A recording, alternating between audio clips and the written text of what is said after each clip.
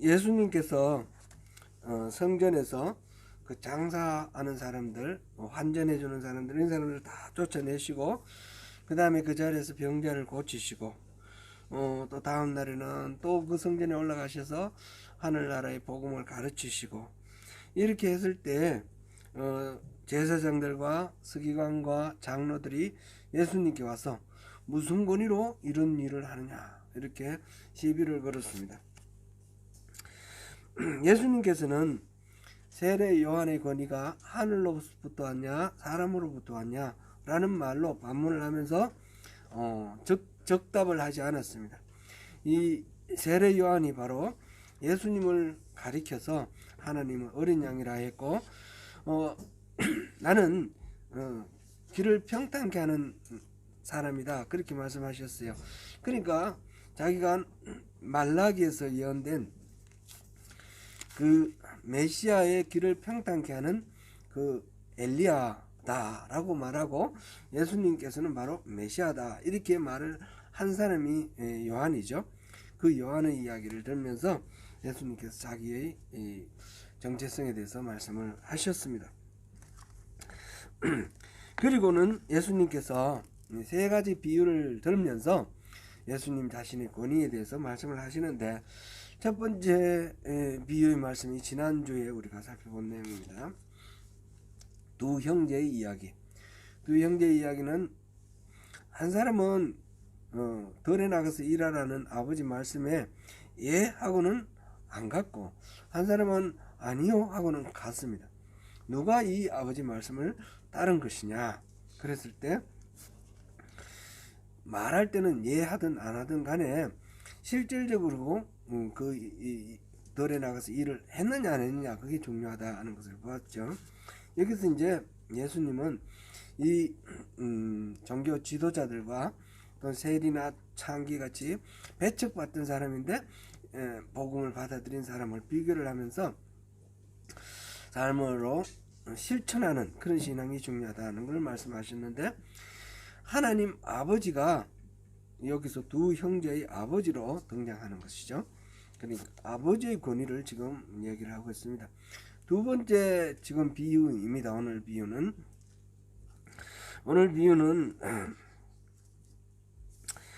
포도원 주인이 온갖 시설을 다 갖추고, 그 다음에 상속자 농부들에게 세를 주고 타국으로 갔다 그랬습니다.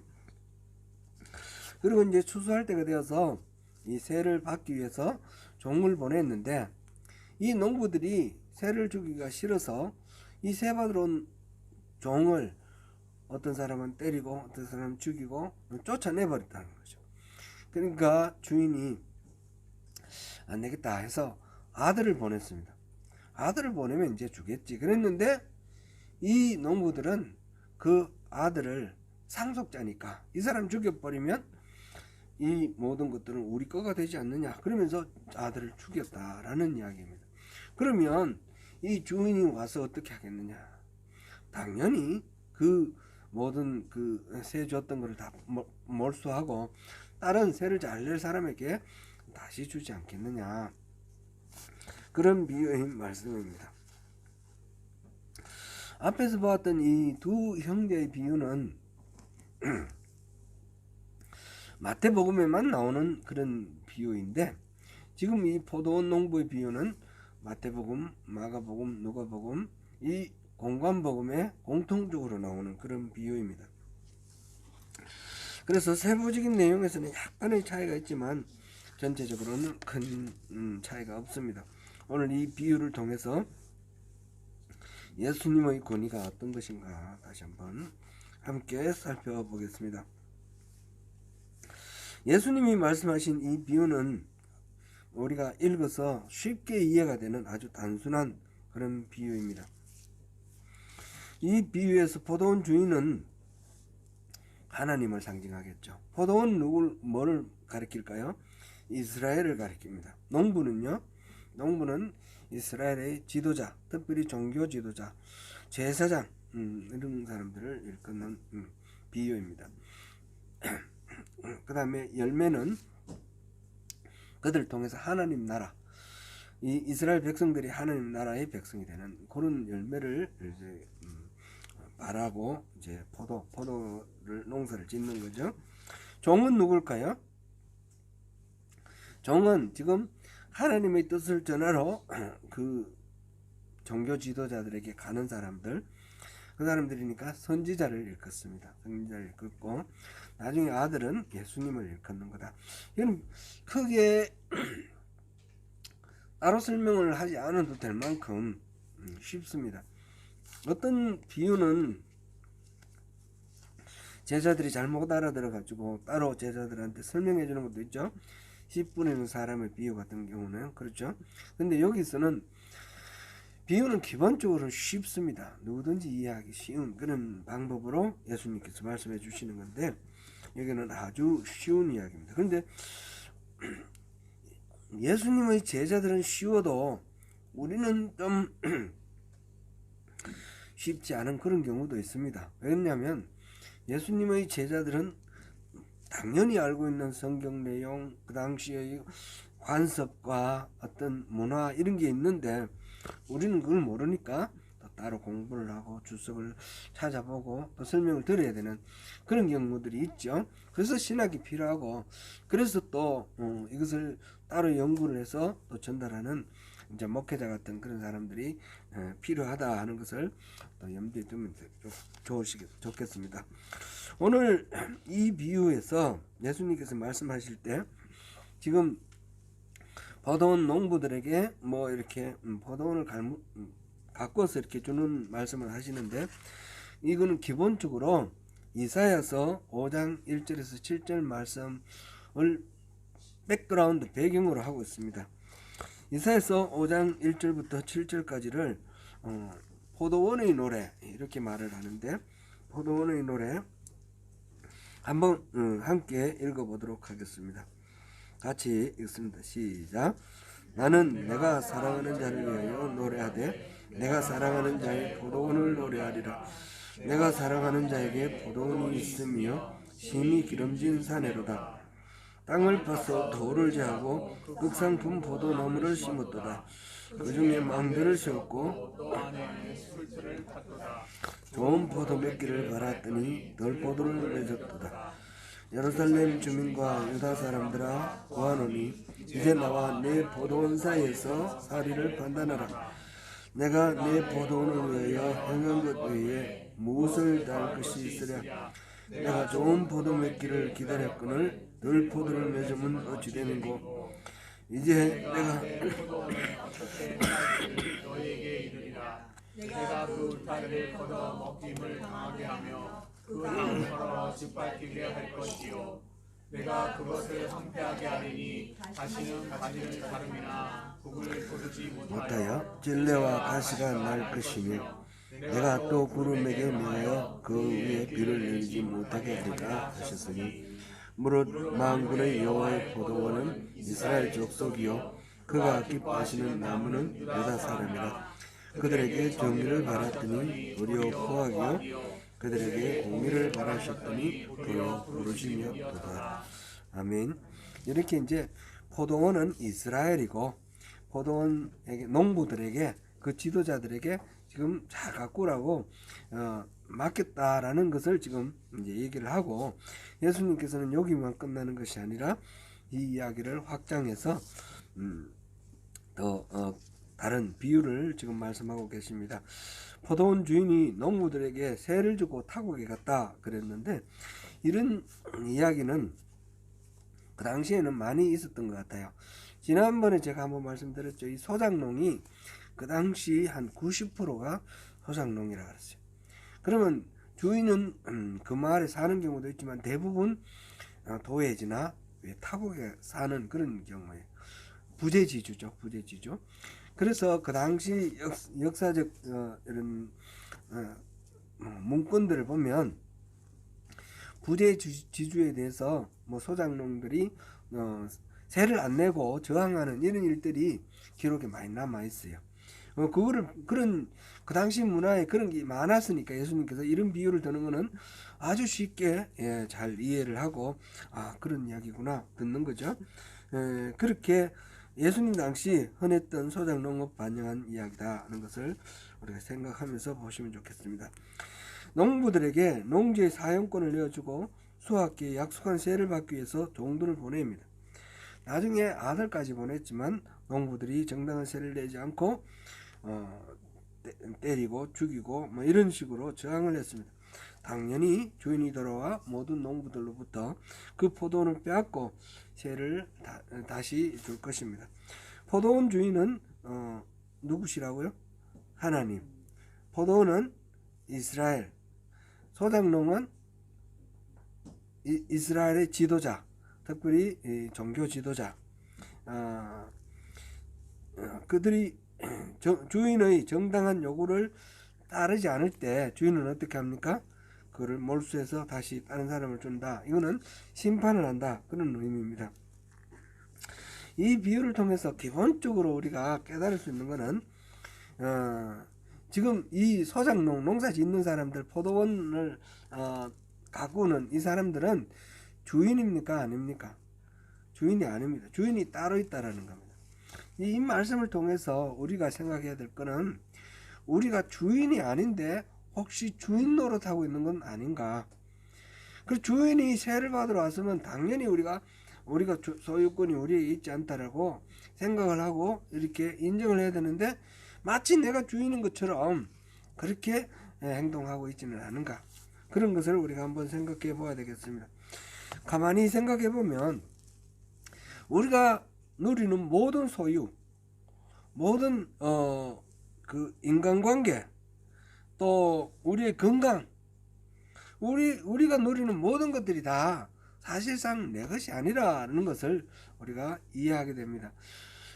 저는 제 생명을 이렇게 이 땅에 있게 하는데 요거만치도 기여하지 않았습니다.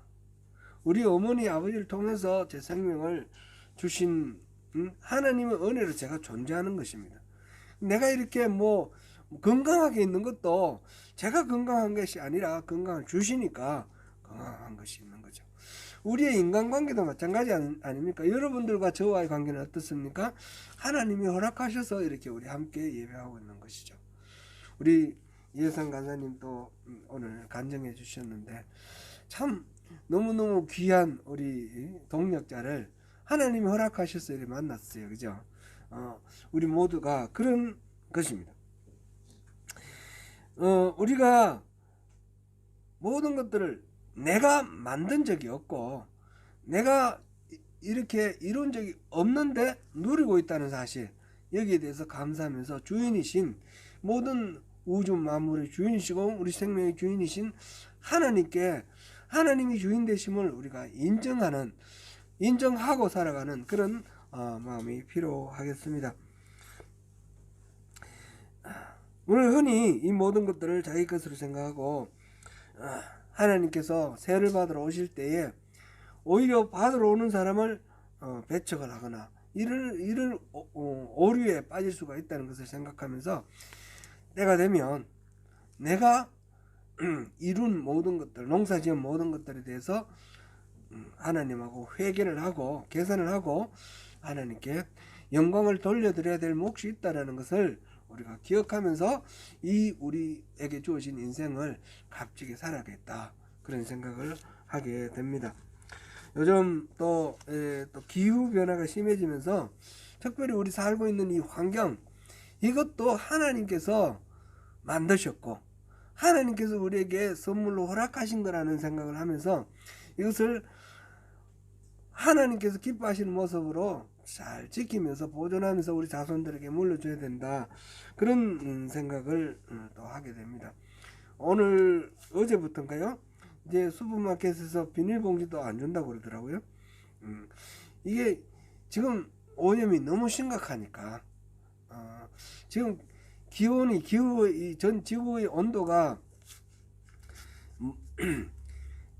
뭐 옛날에는 1000년에 1도씩 몇백 년에 1도씩 올랐는데 지금은 몇십 년 만에 1도씩 올라가니까 이런 식으로 올라가면 나중에는 회복이 안 된다는 겁니다. 그래서 지금 현재에서 1.5도 이상 올라가면 회복 불가능하다. 그 이하로 유지를 해라. 그래서 2025년까지 그 1.5도 지키는 거, 그게 지금 온 세계가 지금 중요하게 생각하고 있는 그런 과제죠.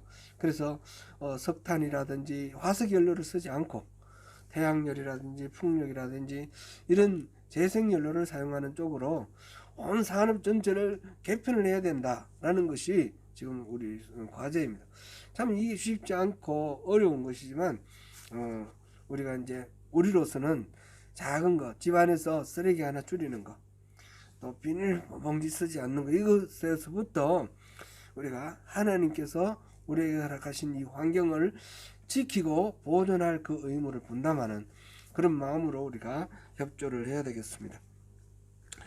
그 다음에 이 비유에서 농부들은 유대의 종교 지도자들을 상징한다 했습니다. 그들은 포도원을 자유로이 경작할 수 있는 기회와 특권을 보장받았으며 다만 일정한 세를 바치기만 하면 되었습니다. 하지만 종교 지도자들은 자신에게 주어진 사명을 망각하고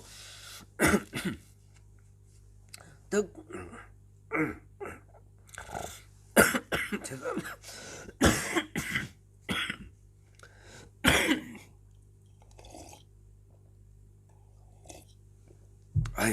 죄송합니다.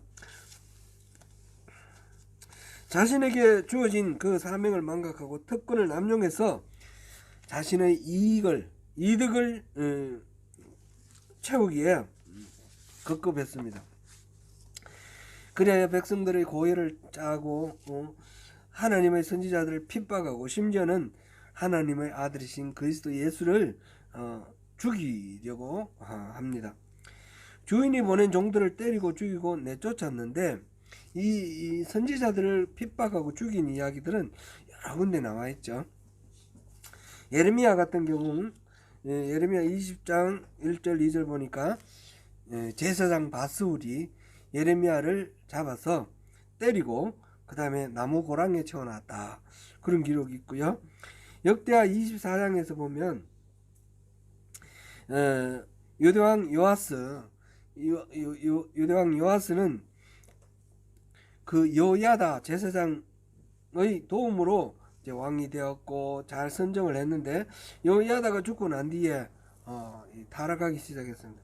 그럴 때에 선지자 스가랴, 여야다의 아들 스가랴가 그 왕에게 잘못을 이제 하지 말라고 가하니까 그 스가랴를 성전 안에서, 성전 마당에서 돌로 쳐서 죽였습니다. 전설에 따르면 선지자 이사야는 톱으로 잘라서 죽였다, 그런 이거는 뭐 성경에는 나오지는 않습니다만은 그렇게 나오고 있습니다. 이런 선지자들에 대한 무도한 탄압과 그 박해, 이런 것들은 히브리서 11장 37절에 또 나와 있죠. 이런 고통을 당한 선지자들은 셀 수 없이 많이 있습니다. 심지어 그들은 이 주인의 아들인 하나님의 아들이신 예수 그리스도를 십자가에서 죽이기까지 합니다. 예수님은 이 비유의 이야기를 통해서 자신의 앞날, 지금 바로 이 마지막 고난주간 한 주간을 지금 보내고 있는데 이 주간 중에 있을 자신의 그 십자가 사역, 그것을 지금 이 비유 안에 담아서 이야기를 하고 있습니다. 예수님의 이 순환은 그것으로 끝나지 않고 예수님은 마침내 승리를 하십니다. 악한 농부의 비유에서 주인의 아들로 상징된 이 예수께서 죽임을 당하는 내용으로 이제 끝났는데 그러나 곧이어서 전개되는 이야기가 있습니다. 그 이야기는 42절에 보니까 예수께서 이르시되 너희가 성경에 건축자들이 버린 돌이 모퉁이 돌이 됐다, 이런 이야기가 나옵니다. 이 이야기는 시편 118편 22절에서 23절을 인용한 부분인데 우리 같이 한번 읽어보겠습니다. 시작. 건축자가 버린 돌이 집 모퉁이의 머릿돌이 되었나니 이는 여호와께서 행하신 것이요 우리 눈에 기이한 바로다. 아멘. 지금 아들의 이야기가 아들이 지금 종을 보내고 그다음에 아들을 보냈는데 아들이 죽고 그래서 주인이 와서 이 재산을 몰수를 하고 이런 이야기 하다가 갑자기 돌 이야기가 나옵니다. 지금 돌 이야기가 지금 두 개가 나오거든요. 연이어 두 가지가 나오는데 이건 좀 뜬금없다 이런 생각이 드는데 먼저 왜 돌 이야기가 나오는지 그 이야기 그것부터 우리가 좀 생각해 보면 좋겠는데요. 이거는 히브리어를 알면 이거는 설명 필요 없이 그냥 아 그렇구나 이렇게 알게 되는 이야기입니다.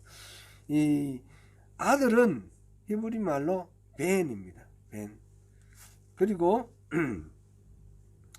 우리 벤이라는 그 이름 많죠. 벤허 하면 영화 벤허.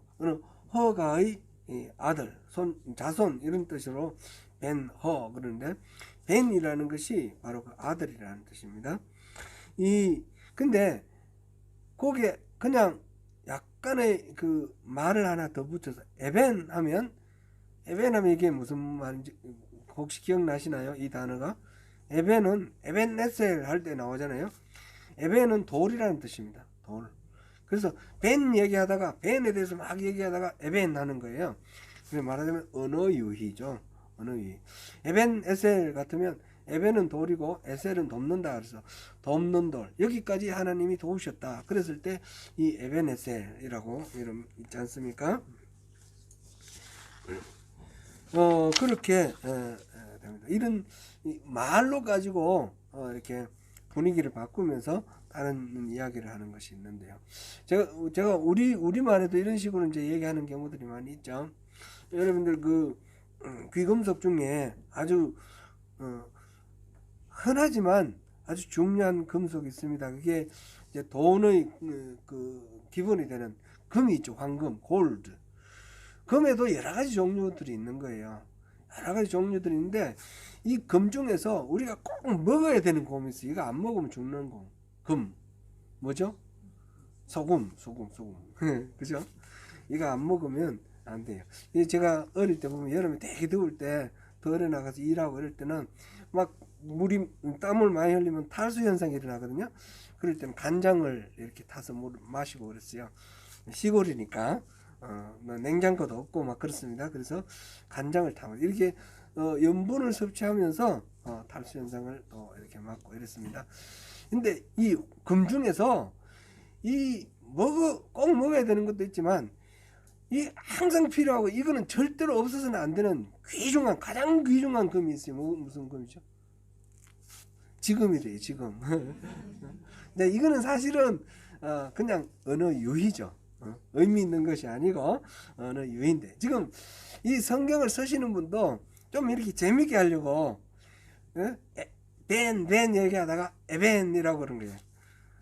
이게 에라는 말을 붙인 게 무슨 특별한 이유가 있는 것이 아니라 이렇게 해서 말을 재밌게 이어 나가고 있습니다.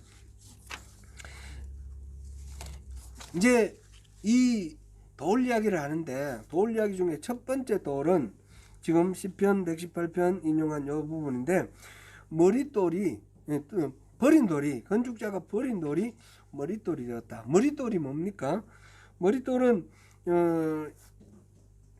영어로는 캡스톤 이렇게도 하고 또 코너스톤 이렇게도 하는데 이 사실은 캡스톤하고 코너스톤은 좀 달라요. 다른데 지금 일단 이 머릿돌이 지금 어떻게 쓰이고 있는가 보면요. 옛날에 우리 한옥 지을 때는 땅을 평평하게 하고 큰 돌을 놓고 그 위에 기둥을 세웠죠. 이 돌을 주춧돌이라 하지 않습니까? 주춧돌 중에 가장 어뜸되는 돌이 머릿돌이에요. 머릿돌.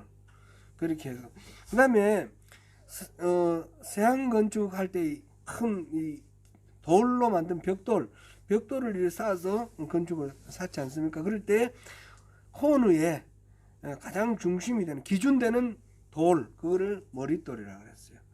이 머릿돌을 중심으로 해서 이렇게 지금 사진에 올라왔네요.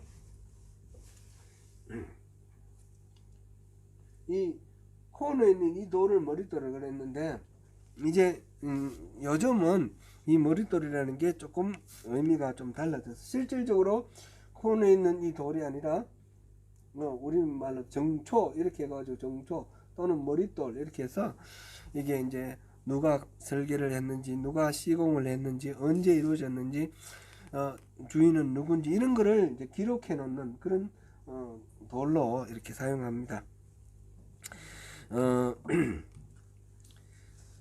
그러니까 이 돌이 굉장히 소중한 돌이죠. 건축자가 쓰다가 버렸는데 버린 돌인데 그것이 이제 지금 이 건축물의 가장 중요한 그런 정초 머릿돌이 되었다. 그런 이야기입니다. 시편 118편은 다윗이 모든 건축자들 즉 사울이나 그 추종달로부터 버림을 받았습니다. 생명을 위협을 받고 쫓기는 신세가 되었고 그렇게 도망자의 삶을 살았죠. 그런 다윗이지만 나중에 다시 돌아와서 유대의 왕이 되고 이스라엘 전체를 통일해서 이스라엘의 왕이 되었습니다. 그래서 이 다윗이 이스라엘 사람들이 생각할 때 가장 이상적인 그 시대를 얘기를 하면 항상 다윗의 시대를 이야기를 합니다. 영토가 가장 넓었던 것은 솔로몬 시대인데 솔로몬보다는 다윗이 더 영토를 확장하고 나라를 부강하고 털을 다 닦아서 솔로몬에게 넘겨줬죠. 오늘날 이 1946년에 그 팔레스틴에 건국한 나라가 이스라엘이 깃발을 뭐를 깃발로 만들었습니까? 이 삼각형 두 개를 붙여가지고 한 별 모양. 그래서 이름이 뭡니까? 다윗의 별입니다. 다윗의 별. 이스라엘 사람들은 다윗이 그렇게 모든 이상의 핵심입니다. 그래서 예수님을 뭐라고 불렀습니까? 다윗의 자손이요 이렇게 불렀습니다. 예수님이 오셔서 회복할 그 나라의 이상이 바로 다윗 시대의 이상이라는 거죠. 버려진 도망자였던 다윗이 이스라엘의 가장 중요한 그런 인물이 되었습니다. 이게 바로 이제 건축자가 버린 돌이 모퉁이 돌이 되었다 이런 말의 의미인 것이죠. 이와 마찬가지로 예수님 당시에 건축자들 여기서 보면 이제 제사장들, 장로들, 서기관들 이런 사람들이 예수님을 볼 때 어떻게 봤습니까? 예수님을 이단으로 봤습니다. 그죠? 그래서 예수님을 배척을 했습니다. 단순히 배척했을 뿐만 아니라 나중에 이제 죽였습니다. 그죠? 이 예수님은 그 당시 건축자들에 의하면 버려진 돌입니다. 버려진 돌인데 실제로 예수님이 모퉁이 돌이 되어서 교회가 세워지고 이 눈에 보이는 빌딩으로서의 성전이 아니라 정말 하나님이 거하시는 성전, 교회를 이루고 하나님 나라를 이루는 그 중심, 주춧돌이 되셨습니다. 바로 예수님의 그 순환 끝에 예수님은 버려진 돌이지만 모퉁이 돌이 되었다라는 것을 여기서 지금 예수님 이 비유를 통해서 그런 일을 들어본 적이 없느냐 지금 바로 그 이야기를 하고 계십니다. 그리고 43절에 또 다른 하나의 돌이 나오는데 44절 또 하나의 돌이 나오는데 이거는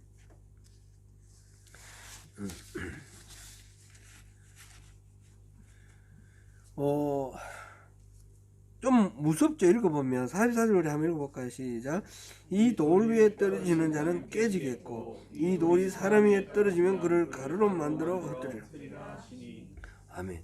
돌이 있는데 여기 누가 떨어지면 이 떨어지는 이 사람이 완전 크게 다치고 그를 가루로 만들겠다. 깨지겠다 그랬고요. 이 돌이 떨어지면 완전히 가루로 만들겠다. 박살낸다 이 말이에요. 이 돌은 어떤 돌일까요? 이 돌은 무서운 심판의 돌입니다. 이 다니엘서에 나오는데 다니엘 제가 이거 순서를 좀 빠뜨리네요. 다니엘 2장 34절 35절을 먼저 한번 보겠습니다. 다니엘 2장 34절 35절 시작. 또 왕이 보신 적 그 다니엘서 제가 두 개를 지금 건너뛰었어요. 또 왕이 보신 적 손대지 아니한 돌이 나와서 신상의 쇠와 진흙의 밭을 쳐서 부르더니며 그때 쇠와 진흙과 녹과 은과 금이 다 부서져 여름 타작마당의 겨같이 되어 바람에 불려간 곳이 없었고 우상을 친 돌은 태산을 이루어 온 세계에 가득하였나이다. 이제 느부갓네살 왕이 꿈을 꾸었는데 꿈에 보니까 어떤 신상이 있었어요. 쇠와 진흙과 녹과 은과 금 이런 것들로 이렇게 이루어진 신상입니다. 그런데 돌이 하나 날라와서 탁 치니까 이게 다 부서졌다는 거죠. 그리고 이게 이제 그 당시 대제국들 아수르, 그 다음에 바벨론, 그다음에 페르시아, 나중에 헬라, 요 당시는 없었지만 나중에 나올 헬라, 이런 대제국들이 다 하나님 앞에서 다 부서진다라는 것을 보여주시는 그런 환상인데, 바로 다니엘이 그거를 이제 말씀을 풀이를 하는 거죠. 그랬을 때 이 돌이 와서 모든 걸 박살내잖아요. 겉으로 보기에 그렇게 대적이 없을 것 같이 강고한 그런, 오늘날 치면 미국을 누가 이겨요? 근데 소련 같은 거 누가 이겨요? 소련 러시아가 됐죠. 근데 러시아가 보니까 우크라이나한테 맥을 못 추네요, 그죠? 미국도 마찬가지일 거예요. 미국도 저렇지만 하나님 뜻하시면 절대 강자는 없는 거예요. 지금 그런 심판자로서 이 돌이 지금 등장했습니다. 이 돌을 통해서 하나님께서 지금 예수님이 지금 비유를 말씀하시는데 이 돌을 통해서 하나님이 어떻게 하실 것인가 그걸 보여주시는 겁니다. 예수님은 바로 그렇게 모퉁이 돌이 되셔서 성전을 세워나갈 것입니다. 이 표현 에베소서 2장 20절에서 22절 한번 확인해 보겠습니다. 에베소서 시작. 너희는 사도들과 선지자들의 터 위에 세우심을 입은 자라. 그리스도 예수께서 친히 모퉁이 돌이 되셨느니라. 그의 안에서 건물마다 서로 연결하여 주 안에서 성전이 되어가고 너희도 성령 안에서 하나님이 거하실 처소가 되기 위하여 그리스도 예수 안에서 함께 지어져 가느니라. 우리가 이루는 이 성전 모퉁이 돌이 바로 예수님이십니다. 그죠? 예수님을 중심으로 해서 서로 연결해서 성전을 이루어갑니다. 또한 예수 그리스도 은혜를 입은 자로서 베드로전서 2장 4절에서 5절 여기서는 산돌이라고 표현을 했는데 한번 보겠습니다. 같이 읽어보겠습니다. 사람에게는 버림바가 되었으나 하나님께는 택하심을 입은 보배로운 산돌이신 예수께 나아가 너희도 산돌같이 신령한 집으로 세워지고 예수 그리스도로 말미암아 하나님이 기쁘게 받으실 신령한 제사를 드릴 거룩한 제사장이 될지니라. 아멘. 이 예수님이 산돌이 되셔서 버려진 자에서 모퉁이돌이 되었는데 그 예수님을 우리가 만난 거 아닙니까? 그 예수님을 중심으로 우리 또한 산돌이 되어서 어느 곳에서나 우리를 중심으로 하나님이 거하시는 성전 하나님 나라를 이루어가는 그런 사람이 되고 그런 제사장이 되라. 지금 베드로가 그렇게 당부하고 있습니다. 이 비유를 통해서 예수님은 이제 선지자들뿐만 아니라 하나님 아들 예수 그리스도까지 십자가에 못 박아 죽이고 마는 유대 종교 지도자들에 대해서 하나님이 진노하시고 심판이 임하실 것이다 라는 것을 말씀하시고, 하나님의 나라는 제때의 실과를 바칠 만한 그런 농부, 그런 하나님 뜻을 쫓아 사는 참다운 성도들의 상속된다라는 것을 지금 말씀하고 계십니다. 바로 그러한 모퉁이돌이 되고 또 산돌이 되는 그런 삶을 우리에게 요청하시는 것이죠.